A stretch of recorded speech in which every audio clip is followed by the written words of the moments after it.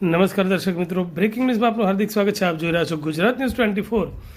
ગુજરાતમાં સ્થાનિક સ્વરાજની ચૂંટણીને ફક્ત ગણતરીના દિવસો બાકી છે અને આ વખતે બીજેપી કોંગ્રેસની સાથે સાથે ઓલ ઇન્ડિયા મજલિસે ઇત્તેહાદુલ મુસ્લિમીન એટલે કે AIMIM પાર્ટીએ પણ સમગ્ર ગુજરાતમાં જોરશોરથી ચૂંટણી લડવાની જાહેરાત કરી છે. વડોદરા જિલ્લાના ડભોઈમાં AIMIM પાર્ટી દ્વારા પાર્ટીના ડભોઈ તાલુકાના પ્રમુખ સલમાનભાઈ મંસૂરીને અચાનક સસ્પેન્ડ કરાવી દેતા સમગ્ર પંથક અને રાજકીય મેદાનમાં હળાટ મચી જવા પામ્યો છે.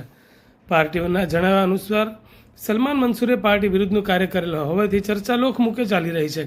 પાર્ટી પ્રદેશ ઉપાધ્યક્ષનું કહેવું છે કે સલમાન મંસૂરે છેલ્લા 6 મહિનામાં પાર્ટીના વિકાસનું કોઈ કામ કર્યું નથી અને પાર્ટી વિરુદ્ધનું કૃત્ય કરી પાર્ટીને તેમને સસ્પેન્ડ કરવા બદલ મજબૂર કરેલ છે. આ નિર્ણય લેવાતા સમગ્ર ડભોઈ પર રાજકીય ગરમાવો જોવા મળ્યો છે. સાથે સાથે ડભોઈ AIMIM દ્વારા તાત્કાલિક ધોરણે તાલુકા પ્રમુખ તરીકે ડભોઈ જનતાનગરના રહેવાસી એઝાઝ ગુલામ નબી ખત્રીને જવાબદારી સોંપી છે.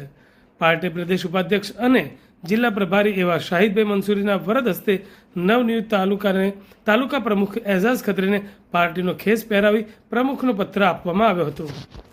તાલુકા પ્રમુખની કમાન સોંપાતા જ એઝાઝ ખત્રી અને એમના સમર્થકોમાં ખુશીની લહેર જોવા મળી છે અને એઝાઝ ખત્રી તાલુકા પ્રમુખ બનતા જ પાર્ટીના વિકાસ તેમજ લોકોની તકલીફો અને માગણીઓને ખૂબ સારી રીતે હેન્ડલ કરવાની બાહેધરી પણ આપવામાં આવી છે.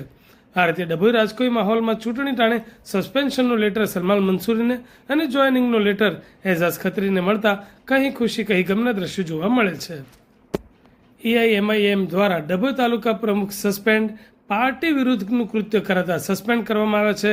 ડભોઈ તાલુકા પ્રમુખ તરીકે એઝાઝ ગુલામ નબી ખત્રીની વરણી.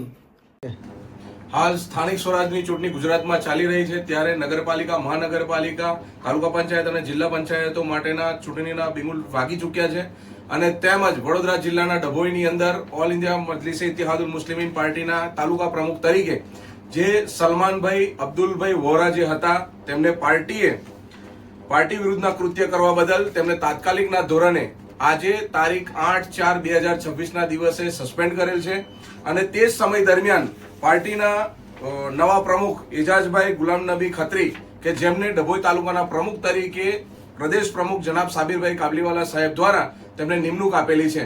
આગામી જે ડભોઈ નગરપાલિકાની ચૂંટણી છે તે એજાઝભાઈના હાથ નીચે આખી નગરપાલિકાની ચૂંટણી લડાશે અને દરેક ઉમેદવારોને મેન્ડેટ તેમના હાથ દ્વારા આપવામાં આવશે અને ડભોઈની અંદર all India Majlis-e Ittehadul Muslimeen party સારામાં સારા મતોથી જીતે એવી આશાઓ સાથે આજે આ મીટિંગને સંપન્ન કરીએ છીએ.